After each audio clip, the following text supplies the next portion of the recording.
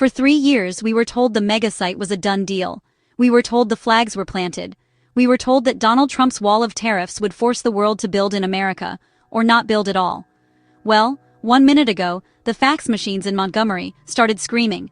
Before we go any further, take 1 second to subscribe and drop a comment below. Your engagement pushes this reporting to more people, and it tells the algorithm that independent journalism still matters. Your voice genuinely helps keep this channel alive. And the phone lines in Ottawa started ringing. Japan just pulled the trigger. Toyota isn't just pausing their $14 billion expansion in the American South. They are killing it. And they aren't moving it to Mexico. They aren't taking it back to Japan. They are moving it north. Mark Carney didn't scream. He didn't threaten. He just opened the door. And in doing so, he just handed Donald Trump the single biggest humiliating defeat of his presidency. In the next 40 minutes, I'm going to take you inside the boardroom decision that just cost America 6,200 jobs. I'm going to show you the shadow memo that convinced Tokyo that the United States is no longer a safe place to do business. And I'm going to show you why this isn't just about cars. It's about the end of an era. You are watching history shift, and it's happening right now. Let's be crystal clear about what just happened, because the spin coming out of the White House right now is going to try to confuse you. They're going to call this fake news or a negotiating tactic. It is not. At 8 watts a.m., Tokyo time, the board of directors for Toyota Motor Corporation issued a filing to the Nikkei Stock Exchange. It was short, it was brutal, and it was final. The filing stated that the proposed Project 50 battery and EV assembly plant scheduled to break ground in Huntsville, Alabama next month has been officially terminated. That is $14 billion of capital investment evaporated. That is 6,200 direct union and non-union jobs gone. That is an estimated 33,000 support jobs in trucking, logistics, steel and glass wiped off the map. But that's not the shock. Companies cancel projects all the time. The shock is the second paragraph of that filing. Quote, Toyota has entered into a definitive agreement with the Government of Canada and the Province of Ontario to relocate the facility to the Auto Corridor in Windsor, Essex. Do you understand the magnitude of that? This isn't a company choosing cheap labor. Canadian labor is expensive. This isn't a company choosing a bigger market. The US market is 10 times the size of Canada's. This is a company choosing sanity.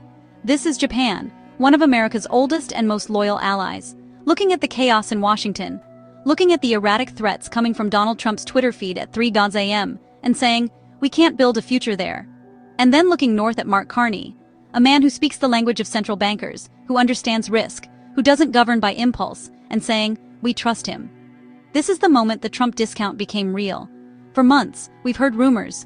We've heard that Carney was working the phones. We heard that his team was in Davos, quietly meeting with industrial giants, not making headlines, just making promises.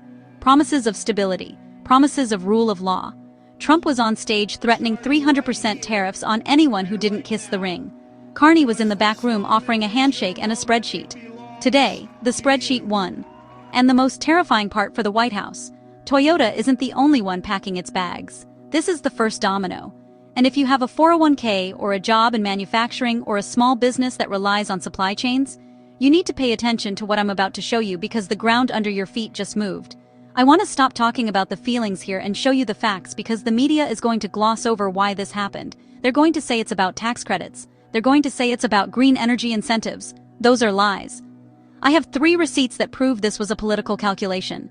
This was a vote of no confidence in Donald Trump. Receipt number 1, the Risk Premium Report. 3 weeks ago, a leaked internal risk assessment from a major Japanese banking conglomerate, the bank that finances Toyota's massive projects, started circulating in Tokyo. We've seen parts of this document. It doesn't talk about profit margins. It talks about political volatility. The report explicitly flags the United States as a high-risk jurisdiction for long-term capital. Think about that. The United States, the bedrock of global capitalism, is now considered high risk. Why? Because of the tariff man. The report cites Trump's threat to tear up the USMCA trade deal. It cites his threat to seize foreign assets if companies don't comply with his political demands. It cites the fact that policy in Washington changes every time the president gets angry at a news segment. The bank told Toyota, if you build in Alabama, your factory could be held hostage. They told them, if you build in Canada, you have access to the US market through the trade deal, but you are physically safe from Trump's executive orders. That is the calculation. They are building in Canada to protect themselves from the President of the United States. Receipt number 2, the Huntsville halt. Let's look at the ground level.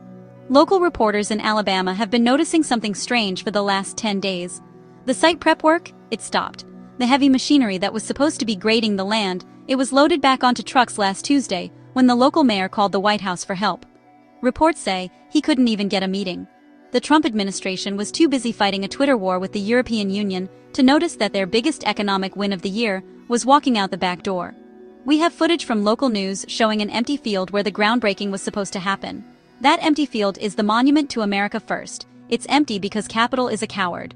Money is scared of noise, and Trump is nothing but noise. Receipt number 3, the Carney calendar. While Trump was holding rallies, look at Mark Carney's schedule for the last month. January 12th, a quiet dinner in Tokyo with the CEO of Toyota. January 14th, a video conference with the heads of 3 major Japanese banks. January 20th, the Canadian industry minister flies to Nagoya Toyota's headquarters, not for a photo op, but for a technical briefing. They were doing the work. While Trump was screaming about how the world is ripping America off, Carney was showing them a map of Ontario. He was showing them the lithium supply chains in northern Quebec. He was showing them the port access. He wasn't selling Canada as a superpower. He was selling Canada as the adult in the room, and here is the kicker. Sources in Ottawa are saying that Carney gave Toyota a specific guarantee, a sovereignty shield. Essentially, a promise that if the US tries to slap illegal tariffs on these Canadian-made cars, the Canadian government will cover the difference until the courts strike it down. Carney put the Canadian Treasury on the line to steal this deal. That is aggressive. That is high-stakes poker. And he just ran in the biggest pot of the decade. Look at the stock charts this morning. Toyota stock up 8%. The market loves this move. General Motors and Ford down because they are stuck in the chaos zone and their competitor just found a safe harbor. The market is voting, and the market is saying that Canada is the future of the North American auto industry, and the US is a liability. So why is this happening now? Why did Toyota pull the trigger today? Because Trump is losing control of the narrative. For the last year, Trump has operated on a simple theory: fear. He believed that if he made enough threats, if he scared companies enough, they would have no choice but to kneel. He thought he had all the leverage. He thought the US consumer market was so big that no one could afford to leave it. He forgot one thing. You don't need to be in the US to sell to the US. Canada's right there. It's across a bridge. It's across a river. Trump tried to build a wall around the American economy, but he locked the companies in with him, and now they feel trapped. Every time Trump announces a new tariff, he thinks he's being strong. But what he's actually doing is raising the cost of doing business in America. Think about it. If you build a car in Alabama and Trump puts a 30% tariff on the steel you need from Japan, your car just got more expensive. But if you build that same car in Windsor, Ontario, Canada has a free trade deal with Japan. No tariffs on steel. And Canada has a free trade deal with Europe. And Canada has a free trade deal with the US. Mark Carney has turned Canada into a duty-free shop for the global economy. And Trump can't figure out how to stop it. He is reacting. You can see it in his behavior. Reports from the West Wing this morning describe absolute fury. Aides are being fired. Phones are being thrown. He's threatening to ban Toyota from selling cars in America. But he can't. If he bans Toyota, he destroys the dealerships in Texas, in Florida, in Ohio. He destroys the mechanics. He raises the price of used cars for you, the voter, by 40% overnight. He is trapped. He can scream. He can tweet, but he cannot stop a private company from deciding that his leadership is too risky. This is the failure of the bully strategy. When you bully your allies, they don't just take it, they organize, they find alternatives. Japan and Canada just formed an alliance of convenience. They looked at each other and said, "We need to survive this guy." And Carney, he's playing a completely different game. Carney isn't trying to be the loudest voice in the room, he's trying to be the smartest. While Trump is obsessed with the stock market number for today, Carney is looking at where the supply chains will be in 10 years. Carney knows that the world is moving away from oil and toward electricity. He knows that the batteries need minerals. Canada has the minerals. He knows that manufacturers need clean energy. Quebec and Ontario have hydro and nuclear. He knows that CEOs need sleep. They need to know that the rules won't change tomorrow morning. Carney is selling boring. And right now, boring is worth billions. You have to understand, for a CEO of a global company, Trump is a nightmare. You can't plan. You can't budget. You don't know if he's going to wake up and declare your product illegal. Carney is the antidote to that nightmare. He stands at the podium, adjusts his glasses, and speaks in complete sentences. He talks about frameworks. He talks about predictability. It's not exciting TV, but it is exactly what money wants to hear. And that is why Trump is losing. He thinks this is a reality TV show. He thinks the winner is the one who gets the most ratings. But this is the global economy, and the winner is the one who gets the factories. Today, Canada got the factory, and America got the ratings. Let's go deeper into Carney's strategy here because this is a masterclass in modern statecraft. Most Canadian prime ministers, when faced with US pressure, they fold. They try to be nice. They try to bake a cake for the president and hope he doesn't hurt them. Carney didn't bake a cake. He built a fortress. He realized that Canada cannot compete with the US on size. He can't compete on military power, but he can compete on competence. He positioned Canada as the Western alternative. The pitch to Toyota wasn't "we are better than America." The pitch was, "We are America without the drama. We speak English. We use the same electrical plugs. We watch the same movies. We drive on the same side of the road. But we don't have a president who threatens to seize your assets." It is a brilliant wedge strategy. And notice how Carney did this. He didn't announce it until the ink was dry. Trump announces deals that don't exist. He holds press conferences for factories that never get built. Carney waited. He let the lawyers finish the paperwork. He let the money hit the bank account, and then he let the world know. This signals to every other CEO, to Apple, to Samsung, to BMW, that Carney is a serious operator. If you leak a deal with Trump, he might blow it up just to be the center of attention. If you do a deal with Carney, it stays done. This is going to trigger a stampede. I guarantee you right now, in boardrooms in Seoul, in Berlin, in London, executives are looking at this Toyota news.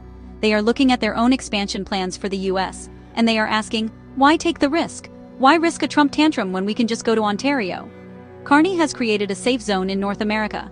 He has essentially annexed the industrial capacity of the American Midwest and moved it across the border. And he did it without firing a shot. He did it with a handshake. This is what sovereignty looks like in the 21st century. It's not about having the biggest army. It's about having the most trusted banks. It's about having the most reliable government. Carney is betting that in a world of chaos, stability is the most valuable currency. And today, that bet paid out $14 billion.